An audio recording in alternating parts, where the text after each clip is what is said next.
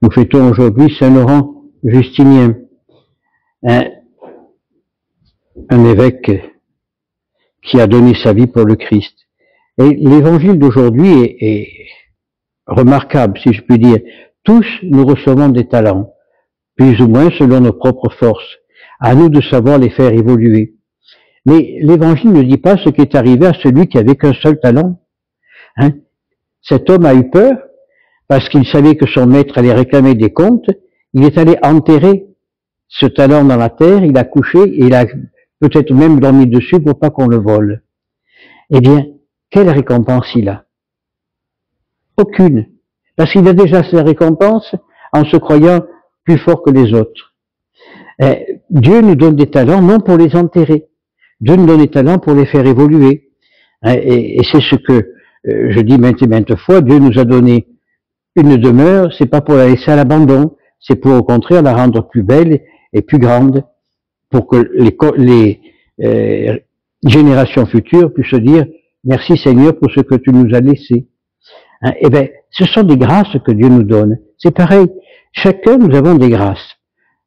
Qu'est-ce qu'on en fait?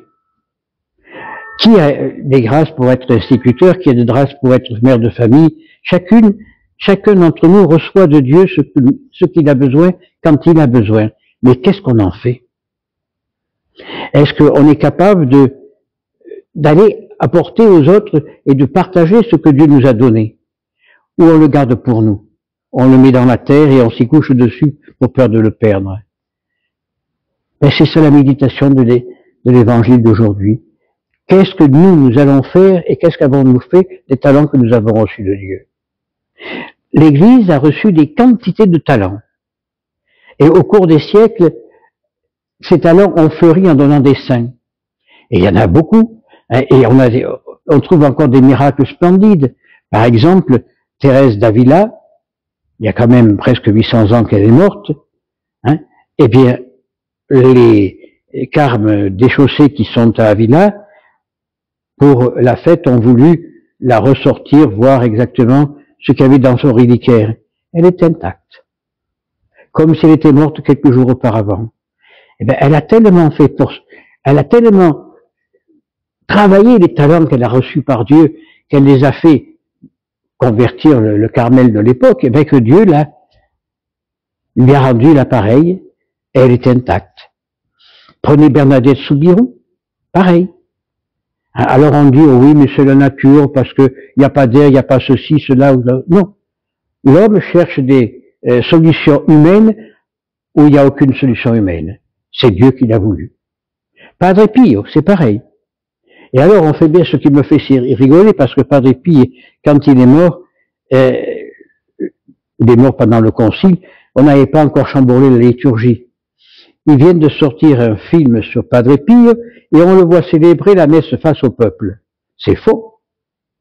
C'est faux parce qu'il était mort quand ça a commencé. Le cinéma a commencé. On est en train de vouloir détruire ce que l'Église a construit pendant des siècles. Mais l'Église est en train d'enterrer les grâces qu'elle a reçues et elle aura des comptes à rendre à Dieu. C'est pas plus compliqué que ça. Nous ne sommes pas capables aujourd'hui de faire fortifier les grâces que nous avons reçues. Pourquoi? Parce que nous sommes devenus humains. On a oublié la divinité qui était en nous. Par le baptême, nous sommes tous fils de Dieu, nous sommes tous appelés à devenir des petits dieux. C'est pas moi qui le dis, c'est la théologie. Par le baptême, nous sommes héritiers du royaume de Dieu. Donc, si nous sommes héritiers du royaume de Dieu, c'est que nous sommes des petits dieux, entre guillemets. Et qu'est-ce qu'on en a fait? On enterre cette grâce pour pouvoir plaire à l'homme. Alors, que fait l'Église d'aujourd'hui? Pour pouvoir plaire à l'homme, elle fait des bénédictions des gens du même sexe. Elle ferme les yeux sur beaucoup d'hérésies. Il y a 15 jours, 3 semaines, lorsque notre brave Bergogne a reçu les luthériens, on a mis la statue de Luther dans la basilique Saint-Pierre. Il n'y a qu'à regarder sur Internet, n'importe qui pourra trouver. Et il a célébré la messe avec une évêquesse luthérienne, enfin avec une pasteur luthérienne. Alors au nom de l'unité de l'Église, passe par la reconnaissance de la théologie de l'Église. Parce que si on ne reconnaît pas la vérité, alors c'est que nous sommes dans l'erreur.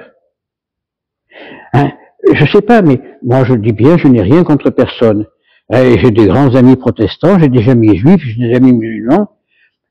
On ne parle pas de religion, on ne va pas se disputer parce que ça irait pas de là. Mais non, mais ils ont leur foi. Moi, je crois que la mienne, celle que m'ont enseigné mes parents, celle qu'enseigne l'Église, c'est la vérité. Hein? Jésus est présent dans l'Eucharistie. Hein? Nos frères luthériens, eux, n'y croient pas. Hein? C'est comme un ascenseur. Quand ils disent la Sainte Seine, oui, dans le pain et le vin, le corps du Christ y est, mais qu'une fois que c'est fini, il est reparti, il est venu. Tandis que pour nous, catholiques, on est persuadé que dans l'Eucharistie, Dieu est présent dans le tabernacle, dans les hosties. Les luthériens, non. Les luthériens ne croient pas en la Sainte Vierge. Ils croient que Marie est la mère de Dieu, oui, mais ça s'arrête là. Elle a peut-être eu des enfants, c'est pas. Comment peut-on être unis en prière avec eux? Ils ne proclament pas la même foi. Hein? Quand on reçoit en grande pompe les bouddhistes, moi, je veux bien, mais à quoi ça sert? Si on essayait de les convertir, à la rigueur, mais ça sert à rien, on les reçoit comme des frères. Oui, nous sommes tous frères devant Dieu, mais on n'est pas frères dans la foi. Et tout ça fait que les talents que nous avons reçus, on les enterre et on y met bien de la terre dessus, ayant peur de les perdre. Mais on les perd. Quand on perd le sentiment de la foi, on perd tout. Et on perd les grâces du Seigneur. Et alors on arrive à des absurdités comme on voit dans l'Église d'aujourd'hui. Chacun fait ce qu'il veut, il n'y a plus d'autorité. Alors prions, demandons à Saint Laurent Justiniani de nous aider à connaître cette vérité absolue, de pouvoir non simplement garder ces grâces que le Seigneur nous donne, les faire évoluer pour les donner aux autres, par la prière, par l'exemple.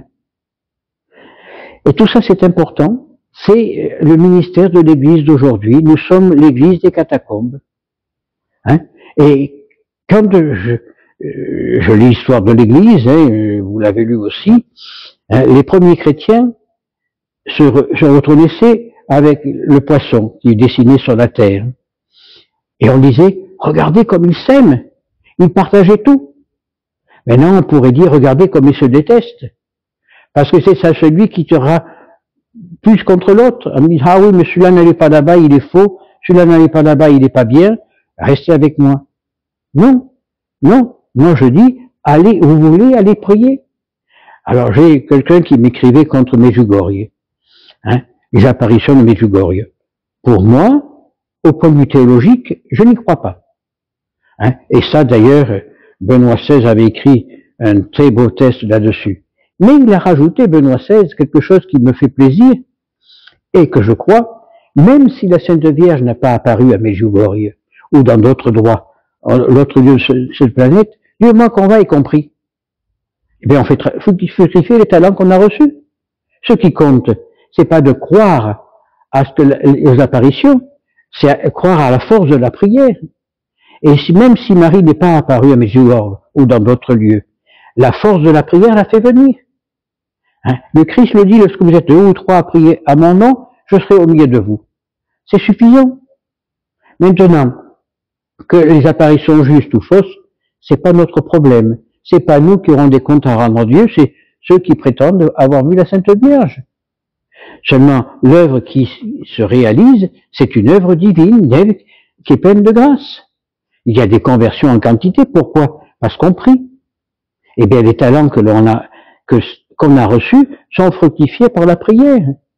Alors, prions aujourd'hui Saint Laurent Justiniani pour nous aider à comprendre la valeur de la prière, la force de la prière. Hein? Et pas une prière en disant, bonjour bon Dieu, papa, je dis mon chapelet, non. C'est pas tout de réciter des Ave Maria. Il faut les méditer, ces Ave Maria. Hein? Parce que les bouddhistes, ils ont les moulins à prière. Gling, gling, gling, gling, gling, gling, ils pensent que c'est leur prière. Ou alors ils mettent des torchons, là, pendus avec les prières qui vont au vent. C'est pas une prière, elle ne vient pas du cœur. La prière, elle ne doit pas venir du cerveau, elle doit venir du cœur. C'est pour ça que j'aime beaucoup le monde oriental avec la prière de Jésus.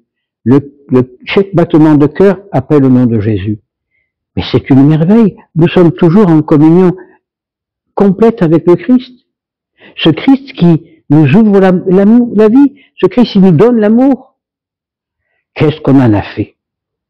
Qu'est-ce qu'on en a fait? Je suis persuadé, il y a 2000 ans, c'est les prêtres qui l'ont fait mettre à mort et qui l'ont vendu pour quelques deniers à Judas, qui l'ont acheté, enfin, ou vendu comme on veut. Eh bien, aujourd'hui, ce sont les mêmes prêtres qui seraient le premier à crier à mort. C'est les mêmes prêtres qui seraient prêts à payer pour acheter la mort du Christ.